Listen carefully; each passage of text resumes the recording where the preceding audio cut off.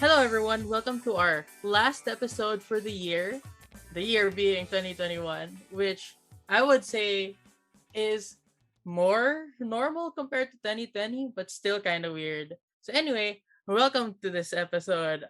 We are your hosts, Nina and Kyle. I'm Kyle. I'm Nina, and I agree. It's sort of like a weird year. I don't think it's because things got better. I just think we got used to it. Does that make sense? Like, things were still pretty bad. We had like two new variants this year. We had like the Bagyo. Yeah, Um, I think this is just like the new normal that you were talking about last year. Like, this is the future that we didn't want to happen. Like, we treat it as if it's normal, and that's basically what happened. This is the bad timeline. yeah, you know that meme, the dog that's sitting in front of the fiery room, like this is fine. Like I really do feel like that for this year. Like we have no choice. We're trapped in the room and we just have to go, this is fine, or else we'll go insane. Yeah. So anyway, on a lighter note, I suppose. Whoops, that's a weird way to start this episode. But hi guys. Yeah, Welcome back. on a lighter note, I suppose we wanted to talk about our favorite motions for this year. You were thinking about like some other kind of recap for this year, but then we realized that this year was pretty much a dumpster fire as well. So let's just try to look for the things that brought us joy. And for many people, debating does not generally bring them joy, but when it does, it gives them a lot of joy. So we are celebrating that in this episode. And in order to do that, we asked everyone in our team, the Debatable, what their favorite motion was for this year, like the ones that brought them the most joy, that made them enjoy the most when they were thinking about it, those kinds of things. Yeah, so basically we've compiled the list. We also want to hear yours, right? Because everyone has their own favorite motion. And I guess to start it off, I want to talk about mine, which we've already talked about extensively in the last episode. It's about the main character syndrome. Again, I just really, really like this motion because I feel like 2021 is the year where philosophy motions and motions about self-reflection kind of became the norm. And I know this was a Yeah. dilemma in the debate community before. Like low impact motions were generally looked down upon. I mean, they shouldn't have been looked down upon, in my opinion, but there was this preference for more pragmatic motions. But then when the pandemic hit, I feel like we sort of went into our Renaissance era where more self reflection took place. Suddenly, people had more time to think about their own lives. Like, you Yeah. know what I mean, right? Because during the pandemic before, like, there was a period where suddenly art just boomed, Yeah. directly related to the pandemic. Yeah, so your motion again, for those who haven't listened to the previous episode we did, it's this house would embrace the narrative that individuals are the main characters of their lives. And I completely agree with you that this kind of motion sort of blew up this year, as opposed to the previous years. Because in previous years, whenever you had a motion about like introspection or relationships or love, people have this tendency to go like, yeah, there are other things that are more important that are happening in the world. Why are we talking about your personal relationships? But now everyone is feeling like this sense of isolation, this sense of like restlessness. And I get the feeling that many people start realizing that, yeah, I am important. Like my own feelings are very Hmm. important. My own personal philosophies are important as well. Yeah, and it's not just in terms of motions, right? We've seen the boom of different types of tournaments like Art Open, Philosophy Open, Anime Open, Gaming Open, right? A bunch of different opens that talk about quote unquote low impact things because they start to be more valuable to people. So I guess that's like the meta reason why I really like this motion. If you want to know the specific arguments and my thoughts on it, you can listen to the previous episode. So I don't want to waste too much time. But basically, I think that this motion sort of encapsulates a lot of what debaters have felt this year. Like they are now the main character. They're more willing to talk about themselves, more willing to invest in themselves, things like that. Yeah, which leads me to my favorite motion of the year. Since you're talking about Anime Open, I didn't put any motion in our G sheet because I didn't really think of it. But now that you mentioned Anime Open, I realized that that might be, my favorite thing to come out this year. Um, specifically, if I were to pick one, because I would just say like the entire tournament is my favorite. But if I were to pick one, it would be a motion from the final set of Anime Open, which is about the author of Hunter x Hunter. So this person, um, Togashi, he has been undergoing a hiatus for Hunter x Hunter for a very very long time. Like a lot of people even call Hunter x Hunter hiatus because it keeps going on hiatus. And the reason for that is he does this in order to protect his mental and physical health.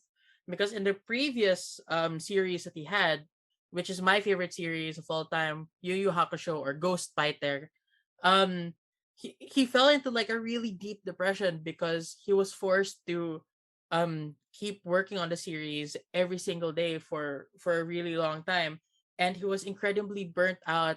There are so many stories about people who are working in the anime and manga industry that are just absolutely burnt out because of the expectations that are placed upon them constantly. Yeah, And that especially in the Philippines, yeah, right?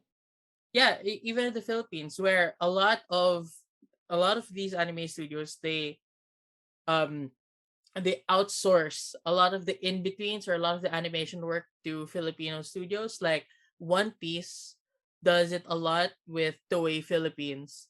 Um, yeah, so that kind of culture is just really sad, um, and it also feels strangely enough like a metaphor for these past 2 years where there is a pressure to function like it's normal.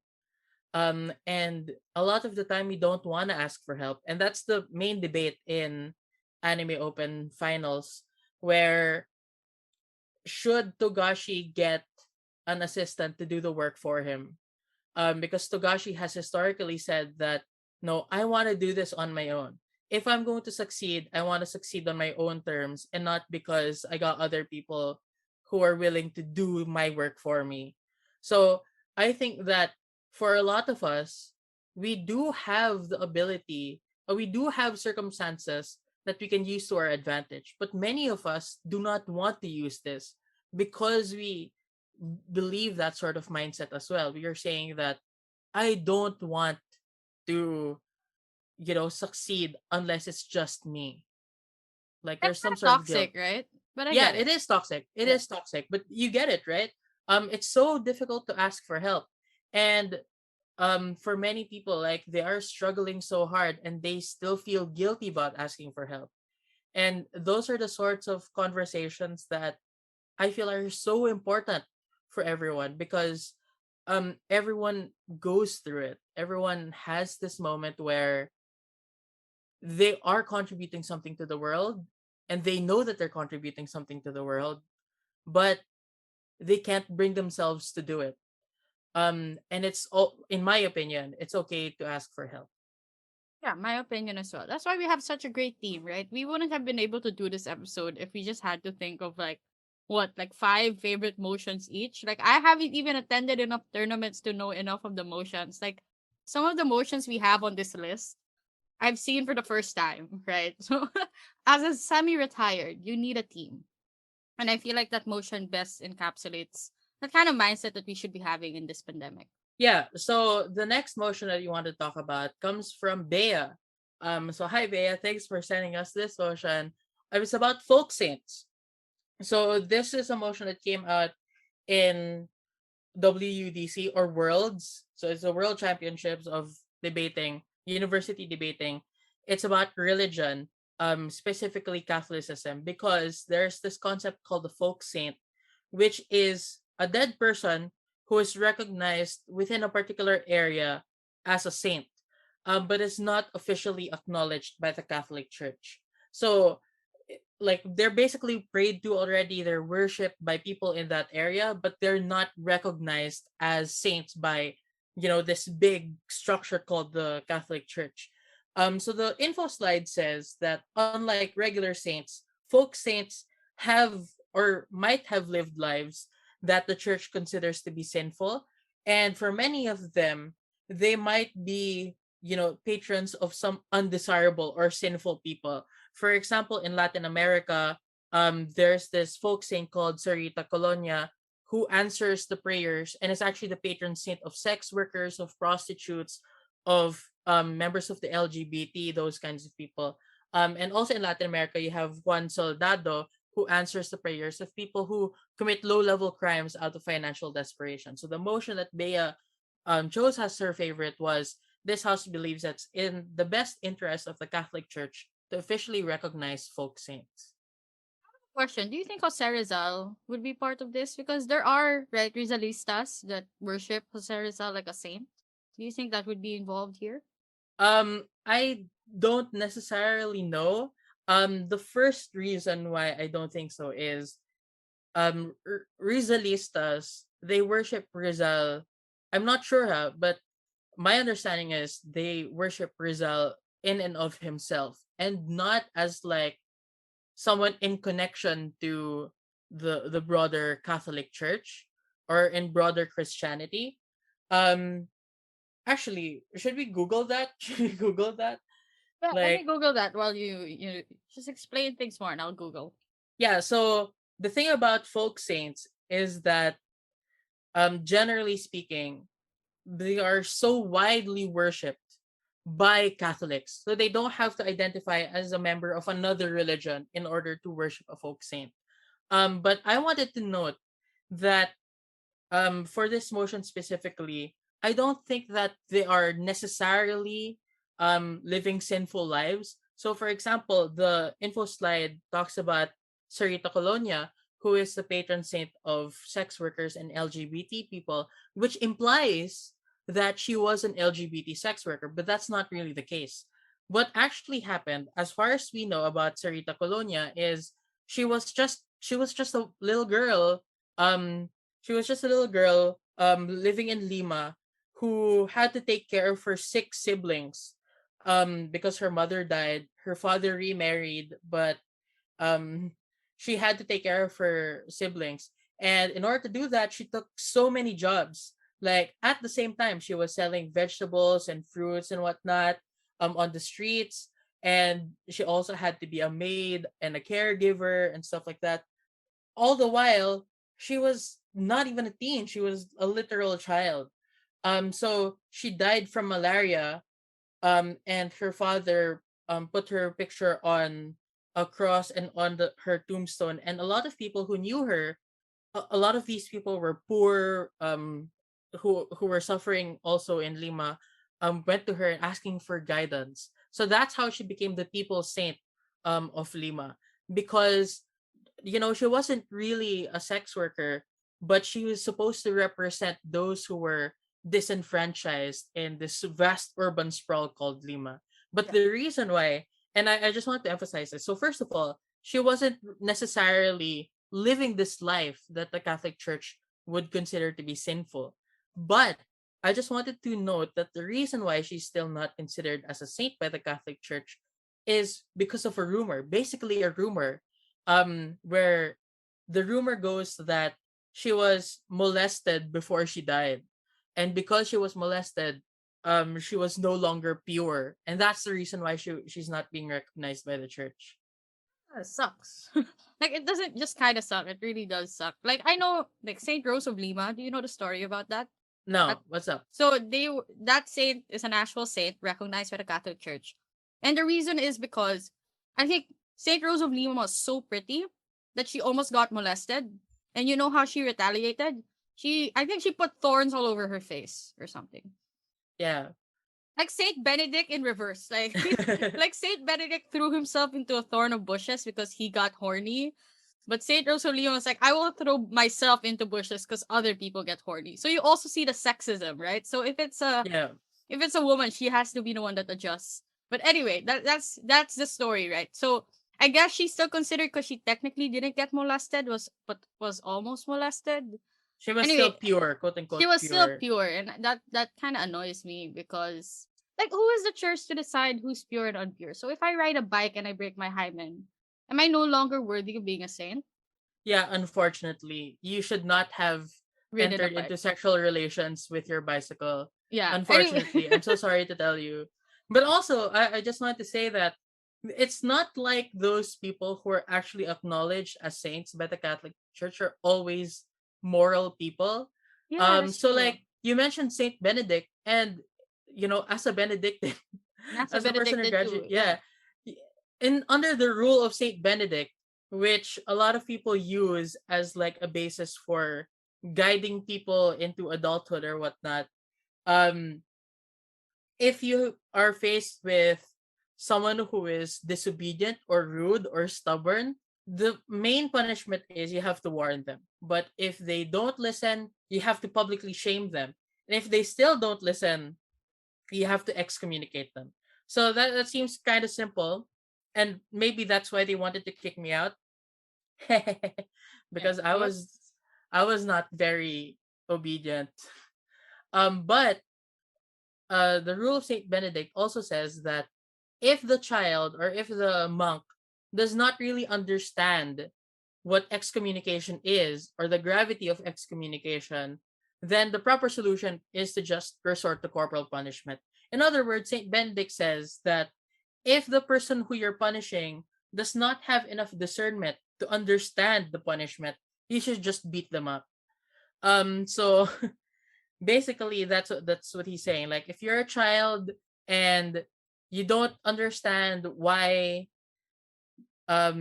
these adults are being mad at you, just beat up the kid. And that's an actual saint. And you had other saints that acknowledge or encourage corporal punishment because of what Saint Benedict said. And another example is someone from 2015. um I mean, by this I mean he was canonized or yeah. recognized as a saint in 2015.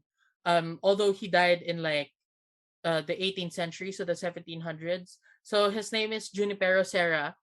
He was a Spanish colonist who started Catholic missions in the 18th century in California. And basically, what he did was, it was the 1700s and he was in California.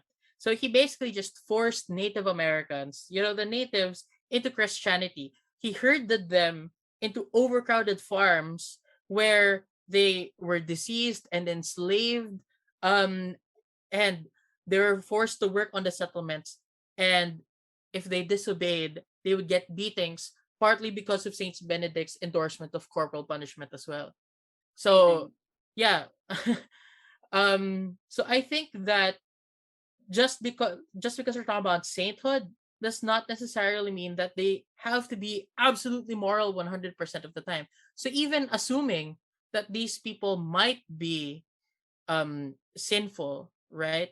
The fact that their stories are so impactful to people, it kind of says something about what people need from the church. So in this motion, you are taking the perspective of the Catholic Church. What are the interests of the Catholic Church? You want to make sure that your religion is relevant. And in Yeah. order to make yourself relevant, you have to make sure that the stories that you're endorsing resonate with the people who believe in your religion as well. Yeah. So basically, I think the principle side we kind of discussed, like the standards are vague anyway. But on the pragmatic side, as a religion, you need to stay relevant. And to do that, you need to adapt to the times. Of course, there's also the argument on the other side where you have to talk about, staying true to your values and things. But I think objectively, as a Catholic church, it's kind of hard to defend, given that you have people like Saint Teresa and Saint Benedict, like abusing individuals in the process of getting what they want. Kind of makes you second guess yourself as a Benedictine, doesn't it, Kyle? Like, No, do you I've have always dilemmas? no, no, I don't have a dilemma about it because I always hear that, yeah, this is not always cool. Like, I heard a story from my theology teacher about exorcism because the Saint Benedict medal that I have on me right now, Nina gave me one. But the Saint Benedict medal is used for exorcism as well. And I was told that in order to exorcise a demon out of someone, part of it is you have to tell them all your sins and then beat them up. So like a lot of people, like when apparently I'm not sure, this is hearsay from my end. A lot of people when they learn how to exercise, you are like, nah, I'm just gonna leave. I'm just gonna leave the seminar because I don't wanna. First of all, I don't want to tell a random person my sins. But number two, I don't want to beat people up. Yeah, that's funny. That's funny. Oh, by the way, before we move on to the next motion, I did the research on Rizalistas. They actually believe Rizal is God himself. So I don't think it's Yeah, under the Catholic Church. So he's not a folk saint. It's like a different thing altogether. But, I'm happy we clarified that for the sake of clarity. All right, next motion now. We kind of spent a lot of time there. I think because we're kind of nerdy. You're nerdy about religion. I just have a lot of knowledge about saints and stuff because of my upbringing. But anyway, the next motion is from Miko Bombeo. Hi, Miko. Hope you're doing hello. fine. It's from my own debate open, which I actually debated with Miko and Thea. So it was a debatable team up. And it was the finals motion which we won, and it's about the fire strategy. If you don't know what the fire strategy is, it's basically financial independence, retire early, and it's basically when young adults accumulate extreme savings and investments in order to be able to retire by the age of 39 or 40, right? And it's also basically giving value to things like items, goods, lifestyles based on how much you're earning, and basically it's the grind and hustle culture, right? Like it's not in the Yeah, info slide, but it's basically grind and hustle culture. And we've had an episode about this before, but I guess the difference of a fire strategy is that this motion is about whether millennials should adopt the fire strategy or not. If yeah. I So recall, if I recall, I was gov here. Yeah. yeah, so the fire strategy, from my understanding, is a bit different from hustle culture because hustle culture does not prevent you from spending, right? Like you can hustle and then spend on, for example, a car. But my understanding is the fire strategy is you just want to retire as early as possible. And that means that you have to stop drinking coffee, you have to stop playing games and stuff. Like what you were saying earlier, like the value of certain items and lifestyles, you look at it based on how much time you would have to spend in order to get that thing. So the main thing that you want to look at is time. So I've heard stories about like people needing to save 50 to 75% of everything that they make in order to do this. And this is incredibly problematic if you are not privileged. Like, can you imagine someone who's living paycheck to paycheck and they're being forced to save 75% of it? Well, the motion here is as a millennial, you would adopt it, right? And for me, like you're talking as if you're up here. So I already had a response to this, if I remember, in the finals, which was to say that obviously when you're working on a fire strategy, you work in percentages, right? So even if you're really extremely impoverished, you can still choose to save 50% and you'd still have 50% of what you have. And I agree that's a small amount, right? But that's sacrifices you make so that in the long term, you can have a better life, so that you can actually do the things you want to do by the time you're 40. But obviously, there's another rebuttal here like, oh, you're at your prime, you shouldn't spend it working. But for me, time is a construct. If you want to be like the young drinking hip kid at the age of 40, go ahead. Like, no one's really stopping you.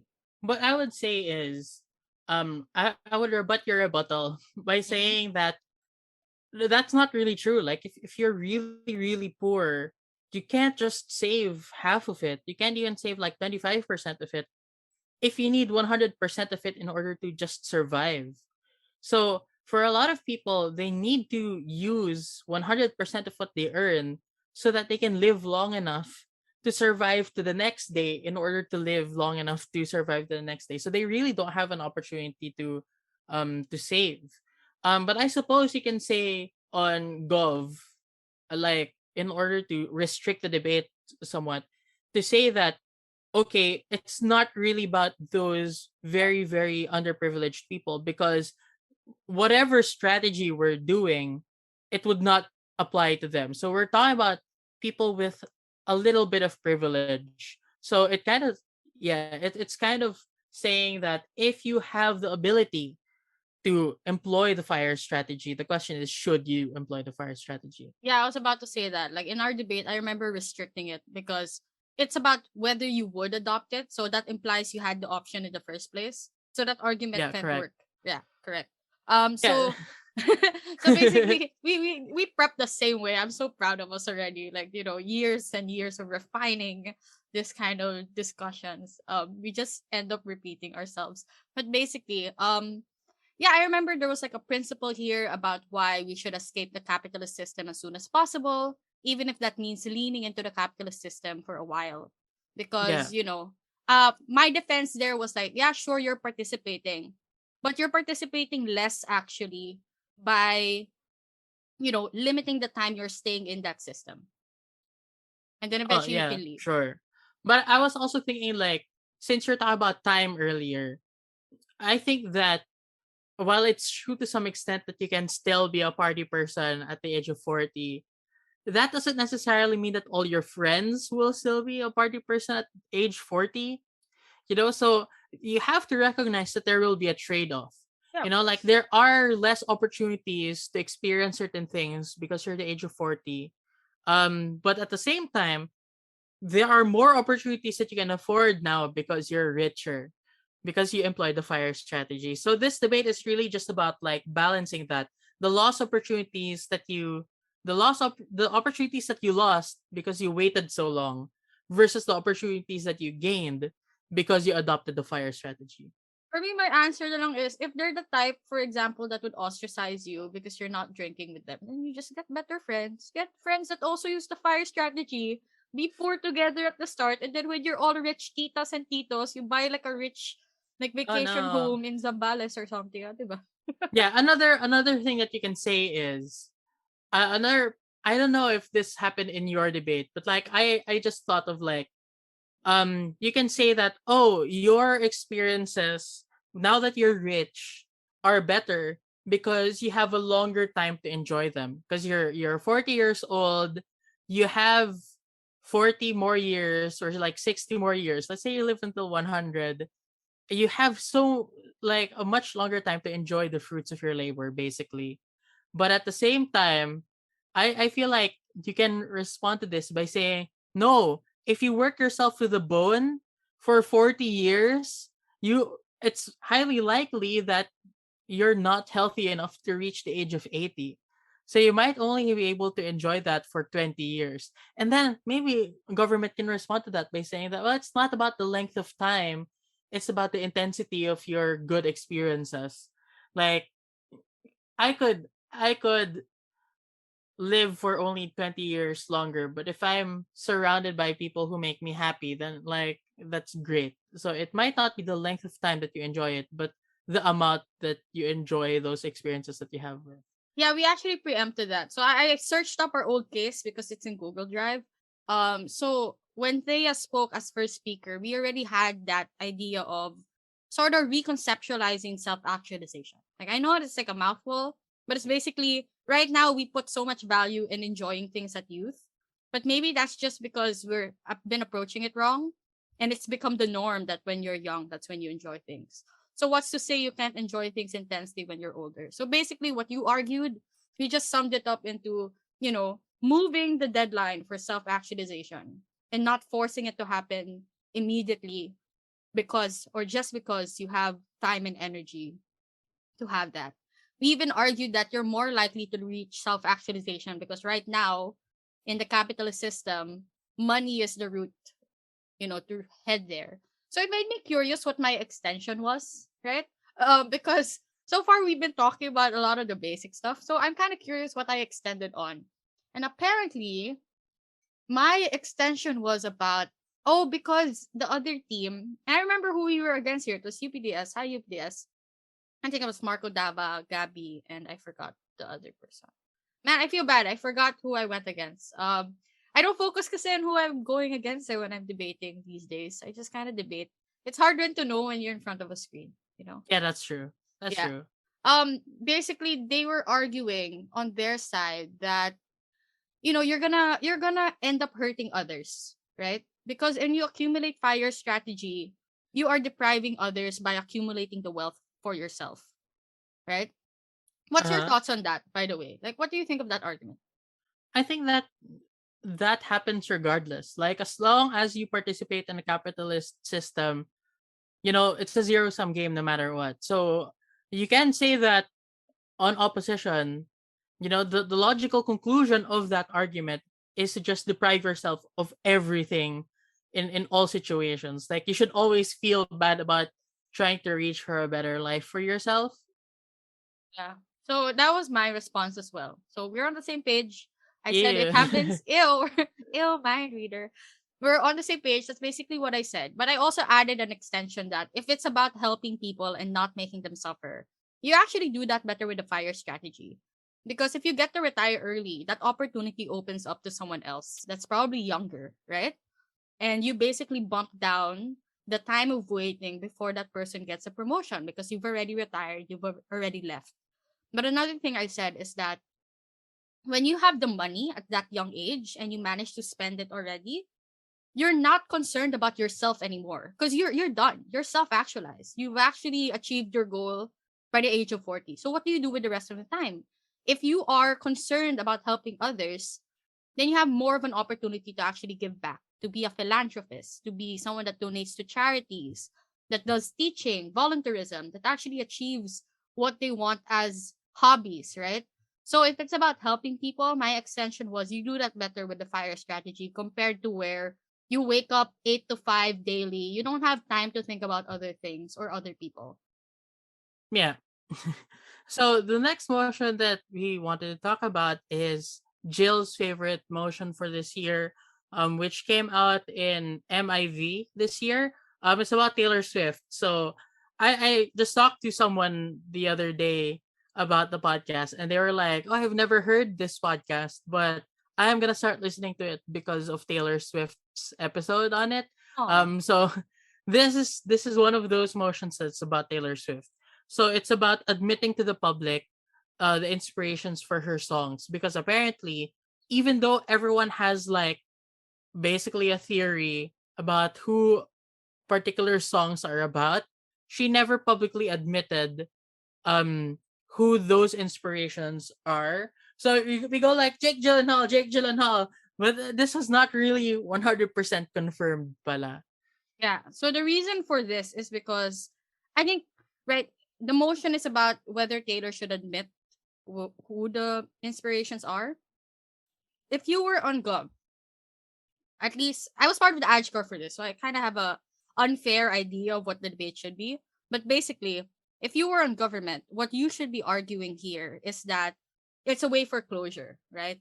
It's a way to actually cement the fact that Taylor is entering a new era by removing the pettiness, removing the vagueness, like actually admitting to the public and laying herself out bare, right? It's a new era of her being honest to her audience, and that helps Taylor Swift in the short term because of the fact that it boosts her popularity, it gives her a sense of relief, but it also helps her in the long term by, sort of like giving a warning to the rest of the guys in the future that if you mess with me, not only do you get a song now, I'll admit that this song is about you. So those are like the surface level arguments you can run. But there's also arguments about like maintaining her relevance in the career by making sure there are things that need to be talked about by the industry, that the industry is basically madrama, therefore you're fueling the fire. But the up here is about, giving strength to the narrative of the other side. Because when you admit it's about Jake Gyllenhaal, people will start asking Jake Gyllenhaal for his side of the story, right? The reason why Jimmy Fallon and other things do not pry about uh those songs to the actual individuals they're allegedly about is because they don't know for sure and don't want to be the ones to confirm whether it's about Jake Gyllenhaal or Harry Styles, so they won't ask. But now that you're admitting it to the public, it's free game for the press, right? And this might actually disempower Taylor Swift because Jake Gyllenhaal might, say something that harms her, or Harry Styles might say something that harms her, or basically it just makes the story less about Taylor Swift and makes it more about everyone else, which might Yeah. not be good for her career. Yeah, that makes sense. I was thinking something completely different from that. Like, So this is one of those examples where we do not think the same way, because my I was thinking of it from like the perspective of how do we best create more engagement for something. So I was thinking of it more as like a world building thing, or like like a death of the author type thing, where you say that if Taylor Swift says or confirms that this song is about whatever, you stop any, speculation. You cannot, have more fans talking about their theories about what happened. And that means that, it basically takes away from the experience of being a fan, where you talk to other people about those theories, like the communitarian aspect of it. Um, because, you just refer to the conclusive statement from Taylor Swift. So I'm looking at it from the perspective of like a Harry more Potter liter, fan, yeah, it's more literary. who goes like, I really like this. It's just that I don't need you to fill in every single gap for me, because you are basically spoon feeding it to me, as opposed to this is a piece of art where we have this interaction between like the author and the audience, where I'm interpreting a particular song. So it actually kind of restricts the audience from seeing themselves in it. And like a really big thing with a Taylor Swift song is how relatable it is. Yeah. So if it is only about a particular person or only about a particular situation, you know, it prevents you from looking at it from your own perspective. Like, what if I was there? Because I can't imagine myself landing Jake Gyllenhaal, even though he's problematic. Apparently, according to theories, I still can't imagine it anymore. But if it was like someone, like a vague person, like I don't have any image of who that person might be, I can fill in that gap for myself, and it becomes immediately more relatable to me. Yeah, and that increases sales and increases the popularity of Taylor Swift. Now I'm curious, do you have a Taylor Swift song you relate to in any way? No. Like, I don't think I have one either. Like, or I just haven't thought about it in a while, so I'm not sure. Like, I'm not a big Swiftie. Like, Me neither. Yeah, me I just neither. know a lot about Taylor Swift, mostly against my will. Like, it just shows up in my timeline. Everything I know about Taylor Swift is against my will. Not that I'm complaining, it's just against my will. Also, things I know about other actors, like, I know so much about Jonah Hill for some reason, right? Bakit Like, Jonah Hill? I don't know, it just shows up in my timeline a lot, like about his weed smoking and stuff. Also about how Andrew Garfield kisses a lot of male actors. Have you seen that meme? No, no. Like Andrew Garfield will kiss any male or something. Like that's something I've learned against my will also. That's So cute. yeah, that's cute, but anyway. I mean, if they consent to it, by the way, the a caveat, okay? Whenever we talk about this, we always assume that there's consent when we say that it's Yes. cute. Yes, of course. Anyway, so that's the Taylor Swift motion. If you want to learn more about it, actually we don't have an episode about Taylor Swift, but if you like Taylor Swift, we do have an episode about her masters, which I think is also very interesting. So give that a listen. The next one's a wild card. And for And I this love one, this. Yeah, I and love for this. this one, we thank Charlie Vitog. Um, so hi Charlie. This one is about cars, and not just the vehicles. This is about the movie Cars, and basically there's an info slide here, and I think I want to give this to Kyle because Kyle's good at dramatic reading. Let's go. So in the first Cars movie, I can't do this. So anyway, in the first Cars movie, um, if you remember, there were basically three guys who were competing to win the race, The right? Piston Cup. How dare you Yeah, the forget? It's the Piston Cup. yeah, the Piston Cup. So the beginning of the movie, what happened was there was a three-way tie. There's a three-way tie between this really old dude named the King, and he's the king of the circuit, whatever. There's this other person named Chick, who's this green guy with a mustache, with a very sketchy looking mustache, and there's Lightning McQueen, who is played by, oh wow, Owen Wilson. So in the Piston Cup, what ended up happening was Chick cheated. He sideswiped the King, who was sent into a dangerous crash in the final lap of the race. Um, and Lightning McQueen had the choice between winning the race or going back and helping the king cross the finish line. So there are lots of things that were at stake here. The first one being that whoever wins the race becomes the next king. I'm not sure if this was on the info slide, but basically in the Piston Cup, what was at stake here was a sponsorship by Dynaco, which is Mm. the big oil company. And maybe you can do this on up, like, I don't want to represent an oil company, even in the context of this fictional movie. But anyway, um, Lightning McQueen, instead of um, finishing the race and winning, he remembered his mentor, Doc Hudson, who was also taken out of his final championship because of an incident or an accident. So he went back and helped the king cross the finish line instead. So the motion was about whether he should have done that. So the motion says, as Lightning McQueen, you should have finished the race instead of going back to help the king cross the finish line. Oh, spicy. Like my thoughts here are, it's kind of for me. I kind of had a question of why couldn't he do both? Why do we have to assume it's a trade off, right? Why can't he have finished the race, went back and made King go third? Or is it because I don't know, he wanted King to be second place? I don't know. I think he just wanted the king to finish. I'm not sure if there were rules in the Piston Cup that Right, says yeah. that if you pass the finish line, you cannot unpass it. You can't go back anymore to help out a friend. I'm Yeah, not but why sure. why why can't he just go in a circle? Like he is not technically going back, he's just Oh, damn. Yeah, the damn. circuit is a circle. It's a circle, Kyle. It's a well, not a circle. What do you call it? An oblong? No, depends on the course rin eh. Sometimes there's curves, so it's not an oblong. It's like a what do Yeah, you it call what do loops. you It call loops. Basta it yeah, loops. basta it loops.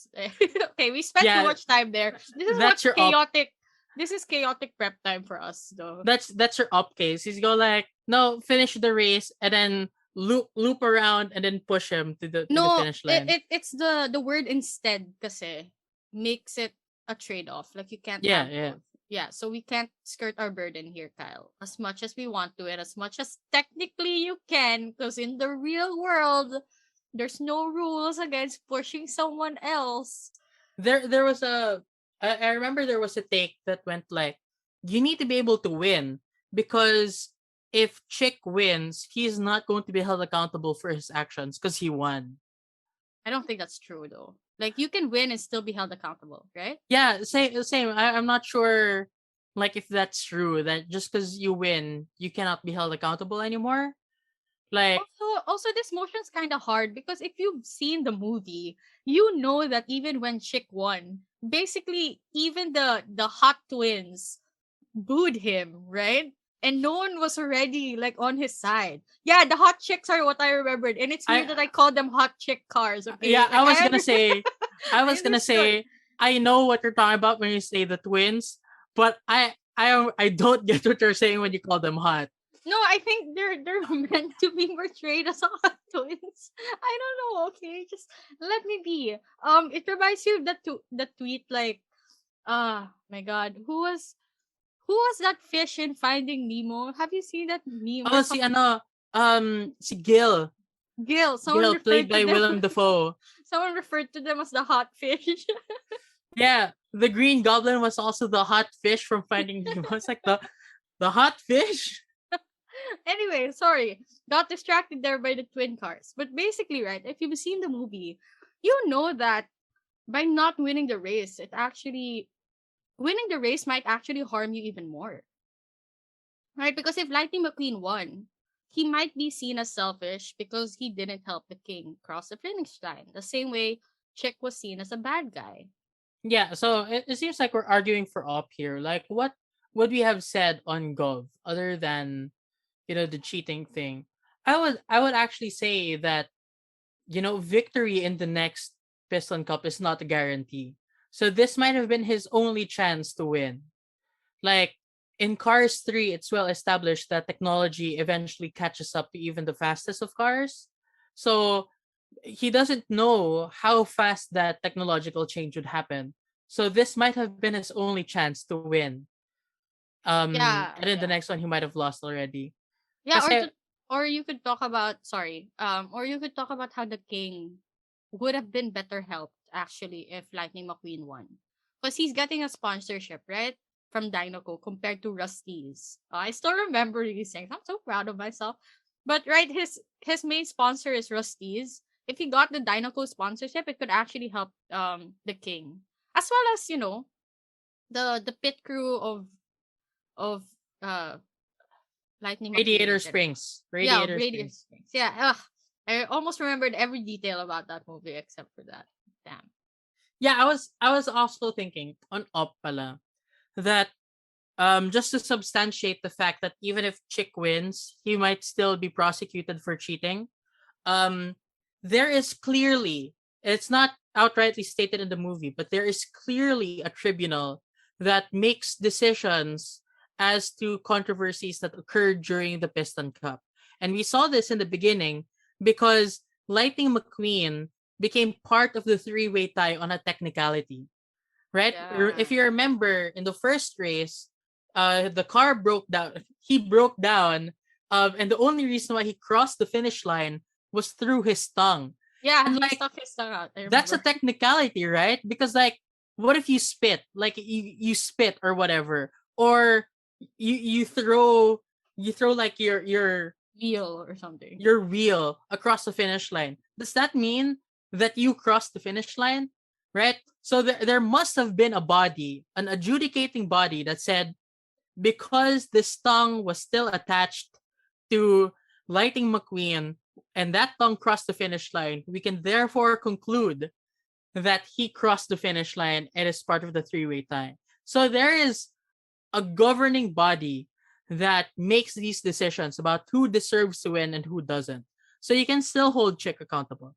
Yeah, The and it's not lore. yeah, and it's not even just in terms of the race itself or the Piston Cup's like jurisdiction. It's even legally speaking in the whole world. In their world, right? Because technically you almost caused the death of someone, right? So I'm guessing there are legal repercussions even outside of the race, right? That makes sense.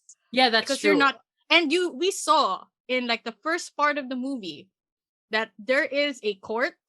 Sally the Porsche is a lawyer, and Lightning McQueen had to be represented by someone, right? So there is a court system that exists as well. So if it was not through the tribunal of the Piston Cup, then Chick could have been, tried for attempted murder or something, or could have been sued at least for damages, even outside of the Piston Court. Yeah. The lore. The lore. Man, Yeah. I wish we Go debated rewatch this now. the go rewatch the Cars movie. It's the best Pixar movie. I'm kidding. It's like it's There my should least be. favorite. I think there should be a Pixar tournament, like just about the Pixar movies. Like that would be cool. Like Oh my gosh. something about Wally, like Yeah. environment, and then Cars is about, I don't know. I guess this motion, right, or something like that. There is also a way to substantiate because I remember there was an argument that on Gov where it goes like, yeah, you have a moral victory, but your moral victory does not pay the bills, right? And you basically owe the entire town of Radiator Springs for their services. Like you didn't see a contract saying that this was a donation, so ba- like you can probably assume that you have an interest in paying them back for their services somehow. So a moral victory does not do it for Radiator Springs, but I would also say that on opposition, by going back and helping the king cross the finish line, it was a moral victory that led to more concrete opportunities for Lightning McQueen in the future. And what opportunities are these? I'm talking about Cars 2. Because in Cars 2, he was recruited by the government in order to be a globe trotting spy. Yeah, And but we this don't only know that was happened. gonna be assured though. Like you can't argue in retrospection. At least like you can't argue with certainty that those things would have happened. Like I think for me in the lore, Cars 2 didn't exist, right? Like I No, don't but like Cars 2. what I'm saying is that Cars 2 could only have happened because he went back and saved the king. So even if we're talking about hindsight, right? Um, like if this is like a regrets motion, we're looking at Lightning McQueen's acts in hindsight, I would still say that his moral victory opened up so many doors for him because his moral character was seen as, very good. But I Yeah. feel like we talked too much about cars No, now. I think this is such a fun motion. That's why I don't mind spending a lot of time on this. Or anyway, we're gonna move on now to Thea's motion. Hi, Thea. Mandatory hi for all the debatables. Hello. So this one, I don't know which tournament it's from. It doesn't have an info slide. It's about religious organizations and whether they should actively encourage their followers to consume hallucinogenics and psychedelics for religious or spiritual or mystical events. I think this is a mix of med and religion. Both topics I'm not very good at. So I'm gonna let you start with this, Kyle. So, the thing about religion is, the thing about drinking wine in church, Yeah. during masses you drink wine at the last supper and stuff. That actually comes from a very, very long history of different religions imbibing certain substances that would make them feel intoxicated or inebriated or high, because that is the way for them to feel closer with their spiritual selves, or you know just be more spiritual in general. So there's a very long history talaga. And even today you have things like ayahuasca and stuff that does get you high. And it has been practiced for hundreds, if not thousands of years by different religious groups, by different religions. But right now, because of different laws, you're prevented from imbibing those things, except if you're doing it strictly on the basis of your religion. Because, and this is not legal advice, but even if there are general laws in place that prohibit, for example, ayahuasca, if you're using it because of a sincerely held religious belief, there might be an exception carved out for you, especially if there is no compelling interest that the state wants to prevent. That is, great enough to warrant the limitation of your right to freedom of religion. Ayahuasca. Sorry, I'm not familiar with my substances. Ayahuasca is Is it like um weed or it's is it's it a a plant that you mushroom? turn into tea. It's a plant that you turn into tea, and it's incredibly bitter. And it gives you like a really intense trip apparently. So that's the thing about it. Um but basically that's for gov. You should basically just say that religious organizations, as a part of their substantive religious beliefs, they believe that if you experience certain things, you get closer to spirituality or mysticism. Because the motion talks about mystical events, and in the philosophy of religion, mysticism has a specific meaning, which is that cannot be understood or written about. It basically transcends our ability to talk about them. So Mm. mysticism can only be felt. So on Gov, you should say that religious organizations have the interest of encouraging people to experience those mystical events for themselves in order to reaffirm their beliefs in the religion. Yeah, so I would argue this in two ways, right? The principle here is that this is not new to religion. In fact, it's actually going back to its roots. And then basically the second thing, which is what you said just now, actually allowing people to amplify their religious affinities and their ties to the religion. How about an op though? Like I think besides talking about how it would probably harm the image of the church to backtrack all of a Yeah, sudden. definitely. What would the principal discussion be here? Because honestly, I'm very progressive, so it's hard for me to imagine why principally we wouldn't want people to experience drugs that are. Obviously, there's gonna be limitations here. If you were in government, you'd state that we're not talking about overdose. We're talking about safe consumption, monitored consumption. Like I'd put a lot of prongs to be able to prevent that. So without the obvious arguments about, overdosing, killing yourself, harming yourself, what's the principal defense for why we should not? I think the image of the church is like you shouldn't break the law. And we sort of assume that a lot of hallucinogens and psychedelics are illegal. Um and they have been illegal for a very long time. Even today, when it's sort of well known already that certain hallucinogens or certain psychedelics like um psilocybin, which you might remember, is the thing that people use for microdosing. It actually helps out with certain mental health conditions like depression. Even today, there's a lot of pushback against it. Like there is a wide body of scientific knowledge that says in certain situations, minor doses of psychedelics could be good for you mentally, and health wise. But there's still a backlash to it because you are seen as like being more prone to do dangerous behavior. Even if it's not like you doing dangerous behavior against yourself, there's still a propensity that you might do dangerous behavior against others. I'm not saying that this is the truth, but this is the way that it will be seen. Correct. So you want to balance, the benefits to your believers and at the same time the reputation of your religion. Yeah, that made me think of another argument for government, right? So if you were on government and that's the case, like there is a big pushback, I would argue that it's actually an opportunity for the Catholic Church to shape discussions around drugs and the use of psychedelics and hallucinogenics. Sorry, I don't have to pronounce that. Hallucinogenics? Hallucino Hallucinogenic. No, hallucinogens. What? hallucinogenics. Yeah, hallucinogenics. Anyway, yeah, that Hallucinogens. hallucinogens, blah, blah, blah, blah, blah. But Blah, blah, basically, blah. that thing, right? So I would argue if I was the church, I'd have more control of government policy regarding this if I managed to convince people first, right? Because what is political rules but the mandate of the people? And if enough clamor exists, then that can actually change. And that gives more power to the church because we're blurring the lines between separation of church and state, which is not good. But the motion is about as religious organizations, right?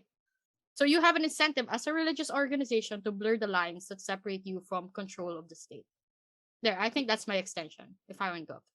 Yeah, yeah.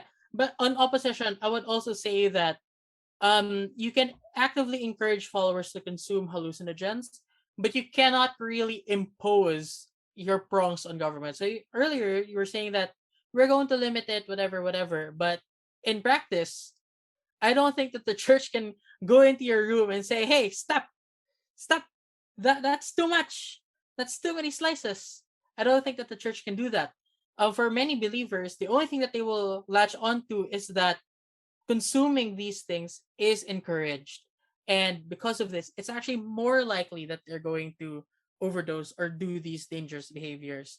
Because encouraging followers to consume hallucinogenics is one thing, it's simple, it's easy to understand. But when you put like a five-prong policy as to how you consume it, you introduce a lot of these nuances. That's harder to remember. That's harder to understand. Yeah, yet somehow remembering everything in the Bible is easy for some people, you know. But that's It's besides not. the point. It's not easy because like people forget how to love their neighbors all the time. That's fair. That's fair. You're right. All right, so that's that motion. The last one is a kicker. Jay Postrado, why did you give this motion? Why is this your favorite motion? I do not know. But I will read the motion first before we delve into the info slide because I kind of want to explain it in my own words because I don't like the info slide that much. Not because I think it's a bad info slide. I just don't like finance or econ Me and neither, pace. dude. So And don't turn to me, man. this is IR, so I think I have a little bit more of a grasp here compared to Kyle, but it's also Econ, so hopefully, like our two brain cells combined will lead to like a decent discussion. It's not gonna be as good as Lightning McQueen motion discussion, but we'll do our best. And it's basically this house believes that it is in the interest of China to continue pushing for the internationalization of the yuan.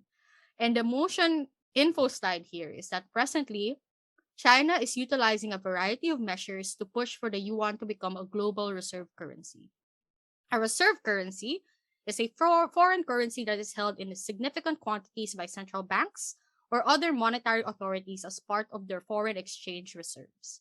The reserve currency can be used in international transactions, international investments, and all aspects of the global economy. These measures by China include conducting bilateral trade and investment in yuan rather than USD, creating alternative banking systems, making it easy to conduct international transactions outside of the USD, and gradually alleviating capital controls, such as regulations that restrict or prohibit the movement of capital across national borders. Huh, a That's a mouthful. lot. That's a That's lot. a lot. That's a lot, right? So let's start simply, right? So this motion, from my IR approach, and I want to ask Kyle after this what his econ approach would be. From my IR approach, there's just two debates here, right? It's about, if you were on government, it's about strengthening China and weakening the US, right? So there's just two main actors. Of course, there are like lots of subsidiary actors like Africa, how it affects ASEAN, how it affects the European region. But if you want to start simple, it's about increasing China's control. And because it's about increasing China's control, there has to be a trade off, which means that you are decreasing US's control. So, if you're pushing for internationalization, there are two arguments you have to run as prime minister.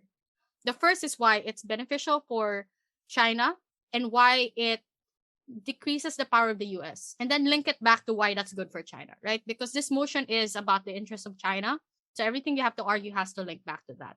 And I would argue that the yuan would increase China's power because it actually reduces the cost of what it would take to buy raw materials, right? Am I right about this, Kyle? Like when you're a reserve or global currency, things objectively become cheaper for you because everything is pegged in that. So everything is sort of pegged in your currency, right? So it becomes easier for you to conduct transactions because there's less transaction costs, there's less exchange rates that you have to go through, things like that. At least this is what I've read somewhere before, but Yeah, I'm not that's sure true. if my memory serves me right. Yeah. So Yeah. that's one way you can increase power of China. Another way you can increase the power of China is by lessening the hold that the US has in other countries. Because let's admit it, right? The US dollar is not becoming strengthened. It's actually weakening in the past few years because of the pandemic, because of their bad economic policies, because of Donald Trump's reign, and Biden is still trying to recover. So right now is the best time for China to actually strike because they have a significant advantage. They recovered from the pandemic pretty well. They have the Belt and Road Initiative ongoing. They have like a cultural control on a lot of different countries. They have land expansion, as we can see in the West Philippine Sea. So a lot of things are working in China's favor, and they should capitalize on that to actually turn the yuan into a global reserve currency. So there's a difference here, right? Between like the currency that the other countries peg you on and being a reserve currency, and this is where like it's more technical. So I'm gonna pass it on now to Kyle. No, this is actually the field of economics that I'm the worst at. Oh, Like really? this, I'm so not good at this because, um, because there are more complicated fields of economics. One of these is international trade, and another one of these is finance. So there's a combination of the two fields that I am the weakest in. So like if this was about like health economics or labor economics or like competition economics, I'd be very good at that. But this is the type of thing I'm just like, oh man.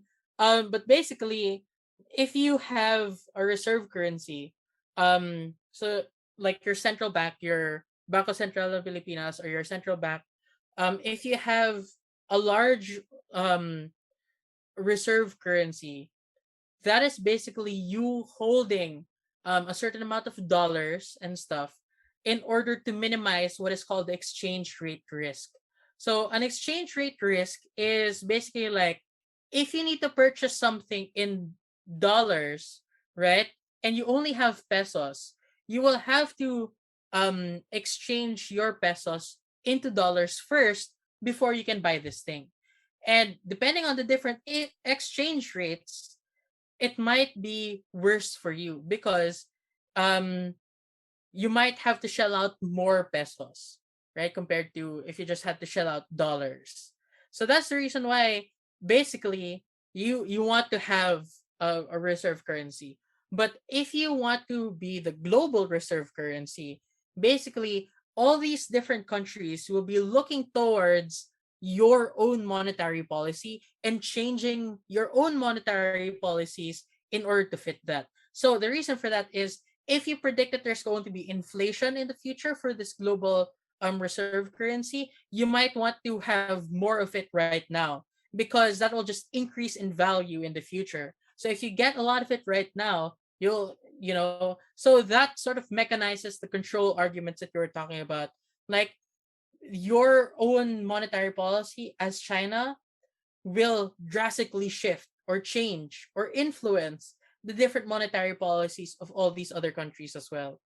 Yeah. So let's talk about op here because I feel like so far I'm personally a little bit biased towards Gov, knowing how China has been working and things like that. But I guess right, if you wanted to opt this, you have to talk a bit more nuance about current events. Like obviously everything I argued about China doing well is still debatable.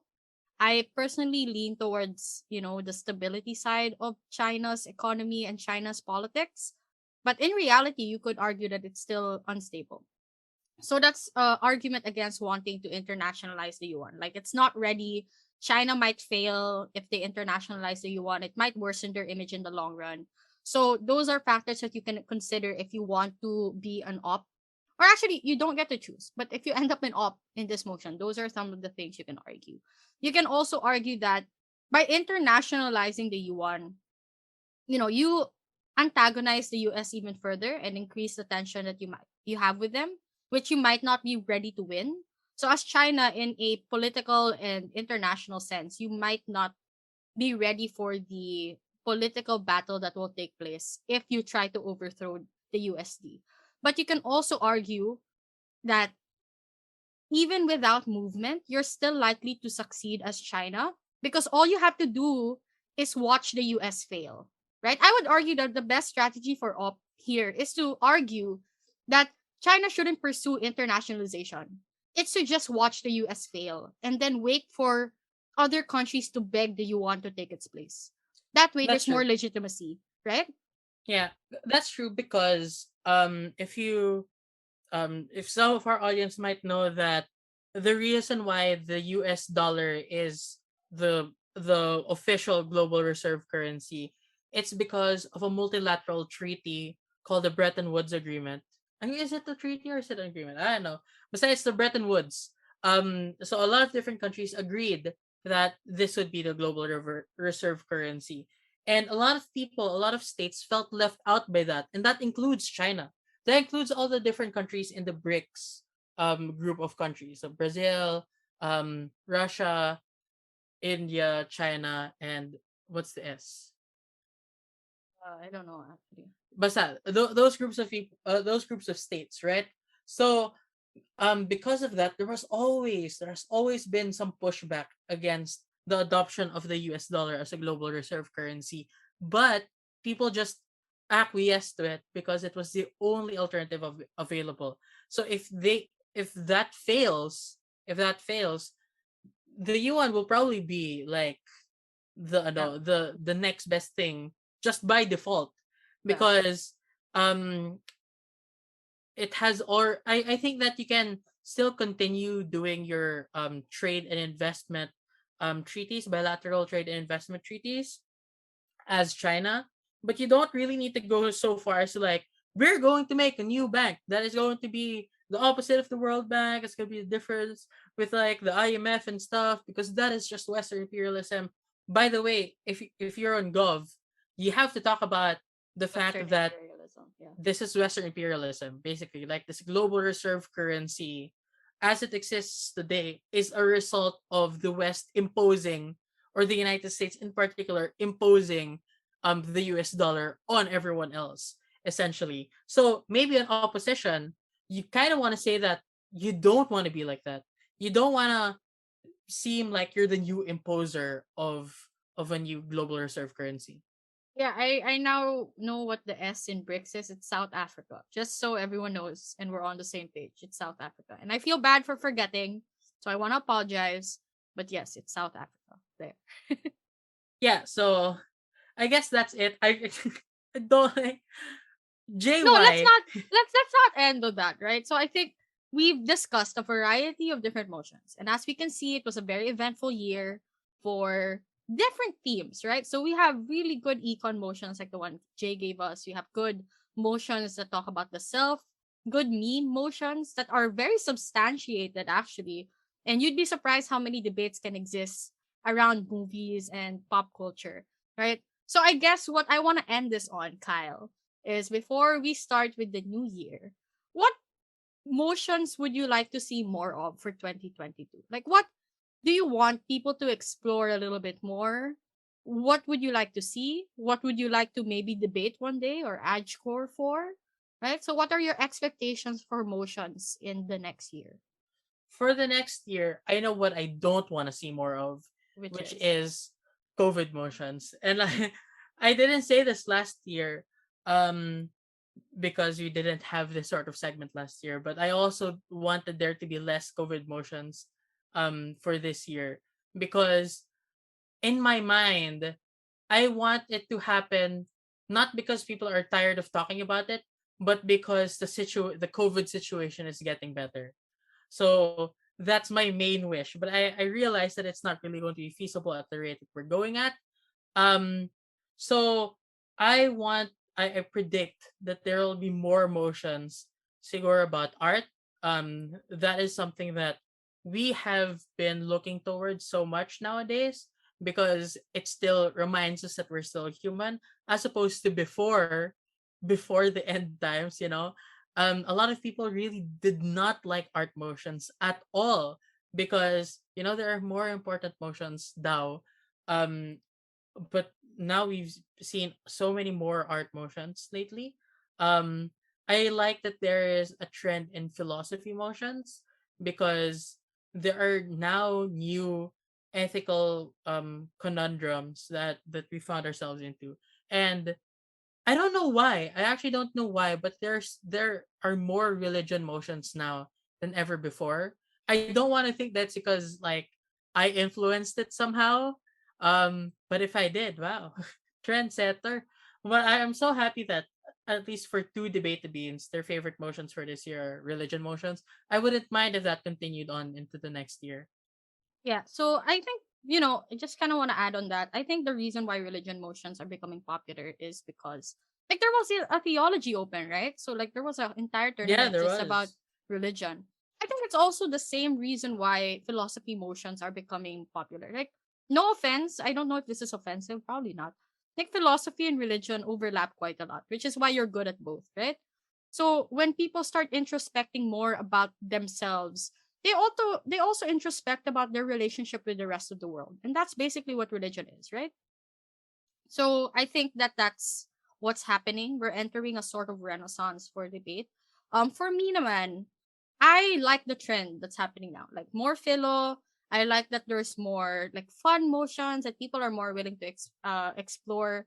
I want more accessible motions. Do you know what I mean? Like motions that even non-debaters can talk about. So the Lightning McQueen motion, a lot of people hate it.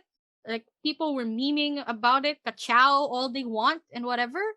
But I think it's a good gateway for people who don't know a single thing about debate that enjoy Correct. Yeah. movies, right? So Yeah. this is a way to get them into the discussion. Or for example, the Taylor Swift motion.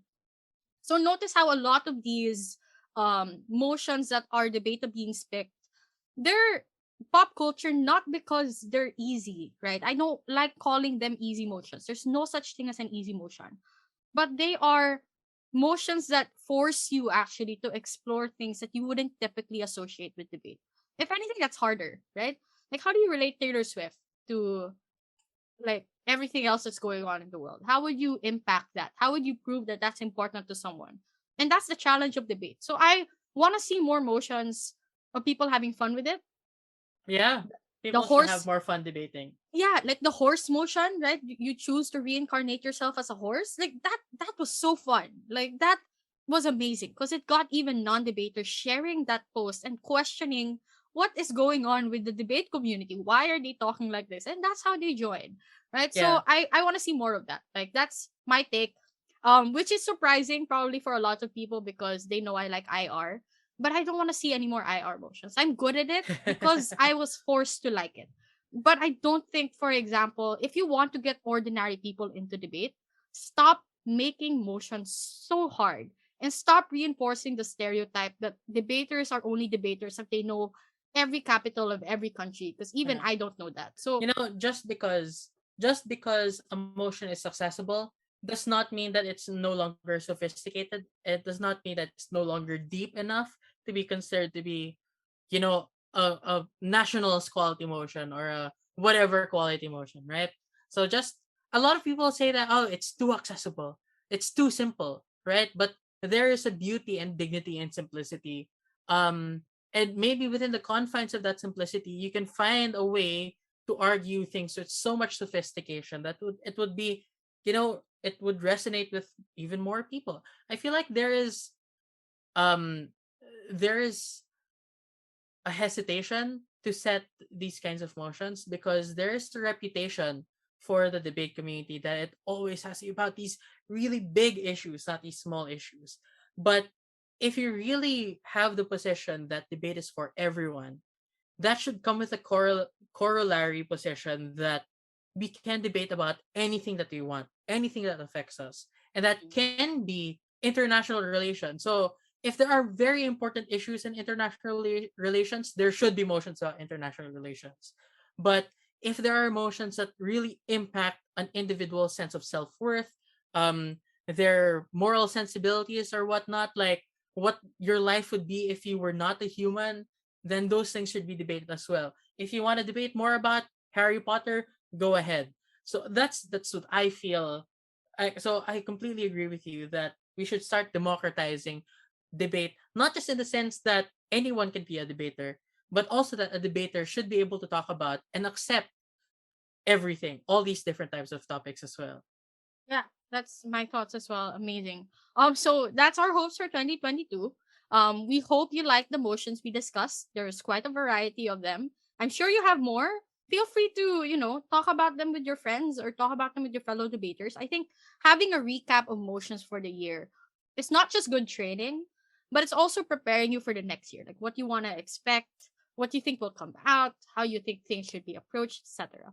So that's it for today's episode. And for our last episode of 2021, it was quite a ride. We posted a lot of episodes, not as many as we would have wanted, but there's another year. We're still alive and kicking. We're still going to post episodes and find more things to talk about. So we're excited to have you along for the ride, and we hope you enjoy 2022 with us and that your debate careers blossom or retire, depending on what you want, Yeah, so that's it for this episode. Thank you so much for being part of our 2021. We'll see you next year. Bye. Bye.